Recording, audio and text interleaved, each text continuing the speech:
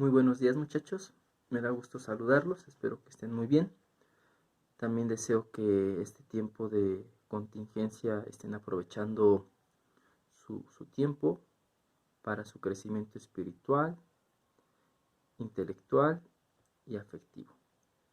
Bien, el tema pasado, la clase pasada, vimos cómo hay argumentos suficientes o para caer en un antropomorfismo o para caer en un agnosticismo en cuanto a la esencia divina, lo que es Dios, no que exista o no exista. Eso ya lo hemos superado a través de las vías, a través de los argumentos de San Agustín, también de Kant o de Maurice Blondel, como ustedes ya vieron. Hay muchos argumentos, no solo de estos autores, sino que hay muchos pensadores, Jacques Maritain, Henri Bergson, tenemos a Javier Zubiri, etcétera, muchos pensadores cristianos que nos dan argumentos o herramientas para afirmar la existencia de Dios a la luz de la razón. Bien, pero ahorita vamos a analizar la propuesta de Santo Tomás. Santo Tomás está consciente de la vía negativa o de la teología negativa, donde se dice que todo lo que se afirme de Dios, eso no es Dios. Es decir, a ver, si yo digo Dios es bueno, probablemente Dios no sea bueno. Es todo menos bondad. ¿Por qué? Porque lo bueno yo lo conozco a partir de las enseñanzas de mi mamá, de mi abuelita, de mi familia. Mamá me dijo, abraza a tu papá, eso es bueno. O sea, ya ahí reconozco la bondad. Pero Dios no es un abrazo. Mamá me dice, no, pues ayuda a la señora a cruzar la calle, eso es bueno. Bueno, pues Dios no es una persona que ayude a cruzar, ¿vale?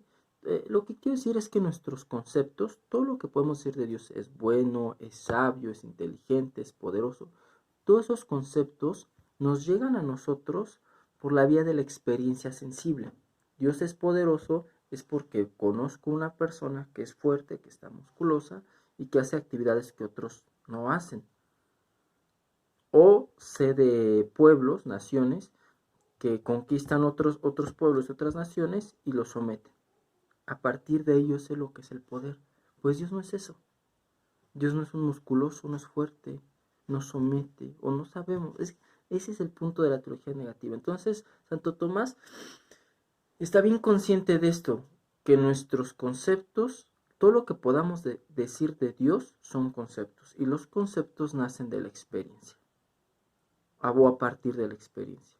En ese sentido, al ser experiencias son sensibles y Dios no es sensible. Todo concepto que se le puede decir a Dios no es Dios porque Dios no es eso. Vale, bien. Entonces Santo Tomás, para salir de esta disyuntiva y afirmar que podemos conocer a Dios con el solo uso de la razón, usa la teoría de la analogía. Para entender la analogía hay que entender dos cosas primero, lo que es la univocidad y la equivocidad. Lo unívoco, empecemos con lo unívoco. Lo unívoco es aquello que solo tiene un solo sentido. Por eso se llama unívoco, con un solo sentido. Un ejemplo de esto es un camino que lleva a mi casa y no hay otro más. Es el único camino. No puedes irte por ningún lado porque no entrarías. Entonces eso es unívoco. Unívoco es, por ejemplo, la palabra animal. Animal se dice a muchos seres, pero todos de la misma manera. ¿De acuerdo? Entonces, a la bestia se le dice animal y al ser humano también se le dice animal en el mismo sentido. No cambian los sentidos. A un ave también se le dice animal, o un reptil, etc. Bien, eso es lo unívoco. Es cuando creemos o pretendemos que las cosas solo tengan un único sentido o forma de entrar a ella.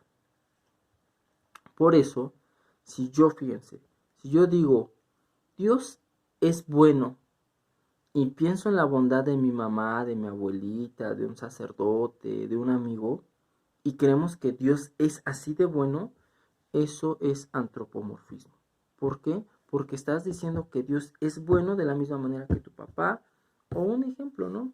No, es que mira, mi perro Firulais es bien fiel, es súper fiel. Ah, no, pues Dios es fiel.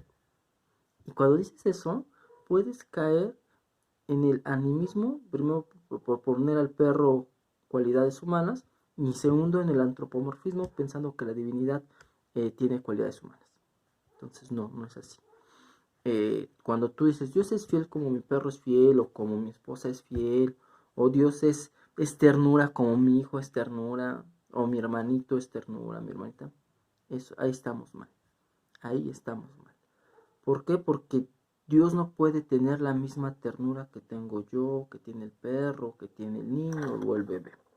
Hay que diferenciar los grados, si no caemos en lo unívoco y eso es antropomorfizar. Ah, es que Dios es un ser inteligente, como el hombre. No, eso es antropomorfizar. Dale características a Dios de hombre, ¿no? Bien, entonces, primera cosa es a Dios,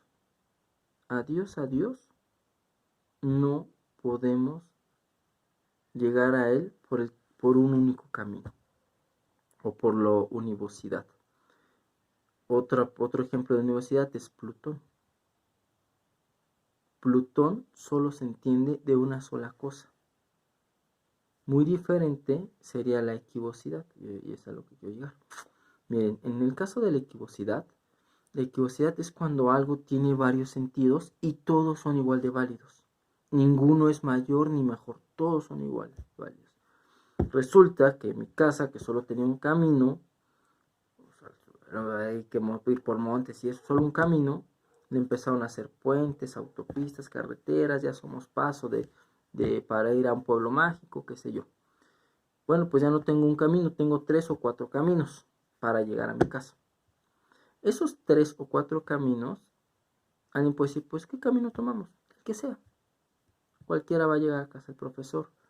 Cuando no le damos prioridad a uno y pensamos que todos son igual de válidos los 4, porque los 4 te van a llevar a tu destino, pues bueno, esa es la equivocidad. Sin embargo, hay que tomar pequeños matices, porque la equivocidad dice, pues mira, decirle a Dios bueno es casi lo mismo que decirle malo o neutro.